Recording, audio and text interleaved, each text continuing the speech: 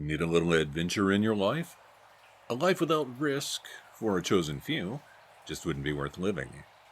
Among this tiny segment of humanity exists an even smaller group of elite adventurers. They lack the mental handicaps most people share. Normal, well-adjusted humans would never want to crawl into a dark, cramped cave just to see if they could live through the experience.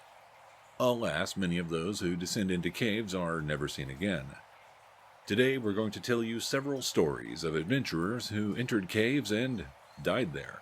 But first, let's explore the history behind this peculiar sport. History of caving.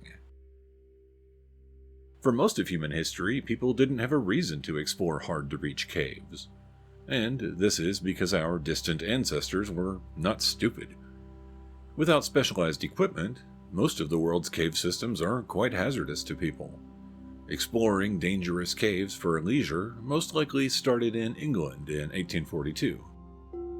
John Birkbeck liked to explore what are known as potholes. These are vertical caves which require a climber to descend into them. Modern caving techniques mostly originated with Édouard-Alfred Martel. Between 1889 and 1912, he explored caves in France, England, and the United States.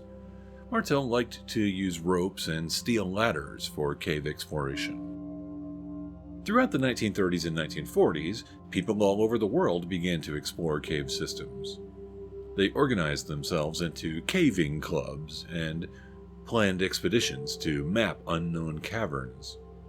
In the 1950s, technology improved with the invention of rope ascender technology. This allowed explorers to quickly and easily travel vertically on ropes. Those who go caving today have the benefit of hard hats, modern LED lights, and wetsuits to keep warm and dry. Even with all the benefits of modern technology, exploring caves is dangerous business. Some of the possible hazards include hypothermia, drowning, falling rocks, and physical exhaustion. If immediate threats don't kill a person, then fungal and bacterial infections might do the job later. Scientists today are also concerned that explorers may be damaging cave ecosystems. Many of these deep and inaccessible cave systems contain creatures that exist nowhere else. The Alabama cave shrimp, for instance, exists in only one cave in the world. Explorers to these cave systems can damage them in several ways. Exhaling inside the cave increases carbon dioxide. This in turn makes the air more acidic, which could kill some animals. The hibernation pattern of certain insects, as well as bats, could be interrupted.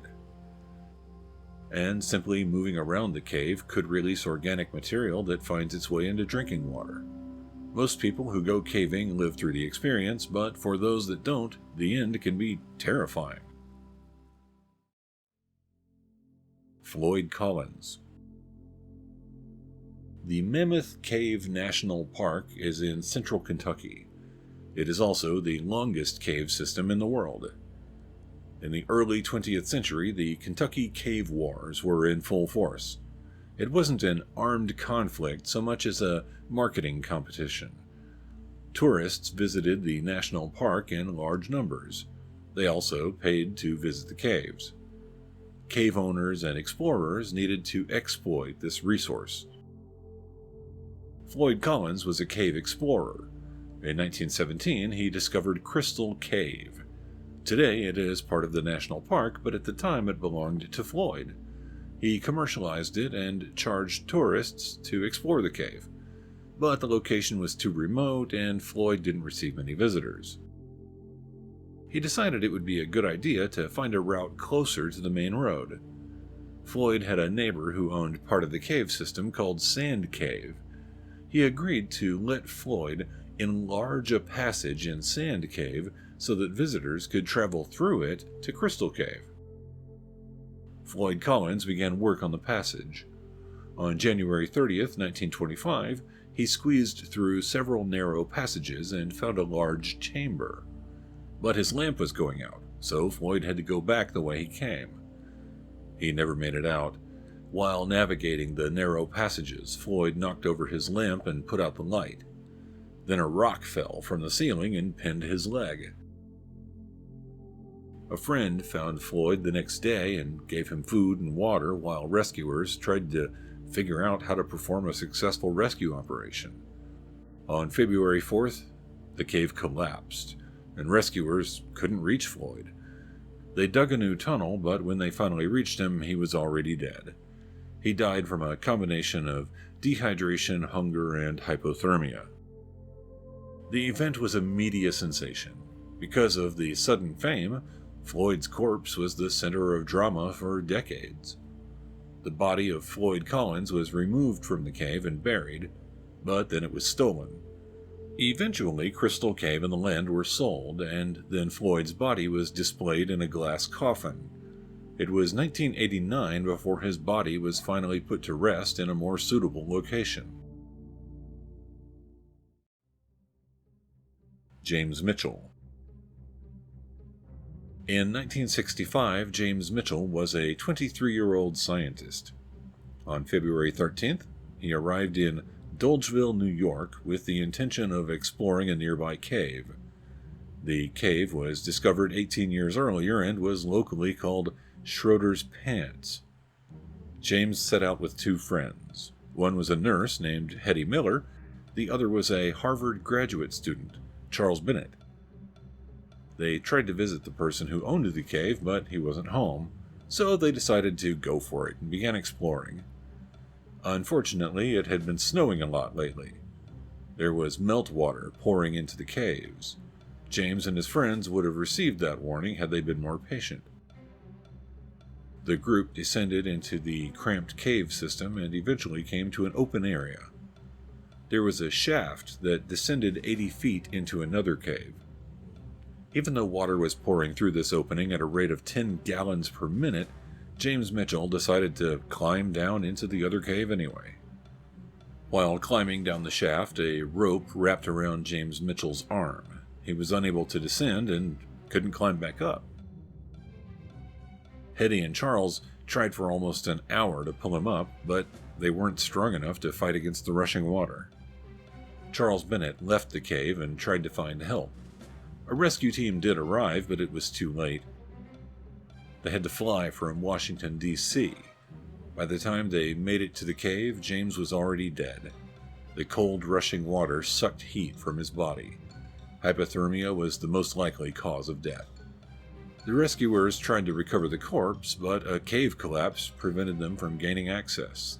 They had to leave James there. He remained in the cave for 41 years. His remains were finally retrieved in 2006. Mossdale caving disaster. Dying in caves is not just an American event. The British also did their part. The Mossdale caverns are a labyrinth of various passages. Among the passages is one called Marathon Crawl. It is a cramped space with a stream running through it. Those who explore the area have to crawl sideways for over 900 feet to get through it. The cave system was first explored in 1941 by Bob Leakey, who became a legend in the caving community. His solo exploration effort was a feat of extreme endurance. Some compared it to exploring the South Pole. When Bob Leakey finished this Herculean task, he didn't plan to enter the caves again. In the summer of 1967, 6 people from a caving club at Leeds University visited Bob Leakey. They wanted to finish mapping this cave system. The group used hand-drawn maps based on what Bob remembered. It would be their guide as they descended into the dangerous labyrinth.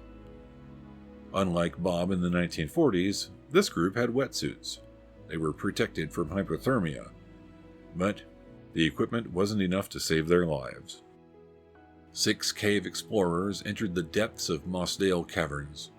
While they were in the cave, a thunderstorm hit. By 9 p.m., the entrance to the caverns was below water. This meant the explorers within the caves were also submerged. The rescue effort was dangerous. A dam had to be constructed to keep water from pouring into the cave. Several of the most accomplished cave explorers in the UK joined the rescue efforts. In the end, they found the remains of the young explorers.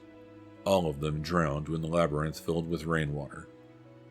It is still considered to be the worst cave exploration disaster in history. John Edward Jones.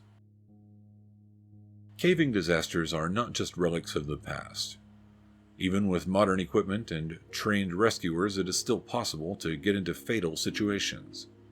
Sometimes the end can quite literally be the stuff of nightmares. John was a medical student and an experienced cave explorer.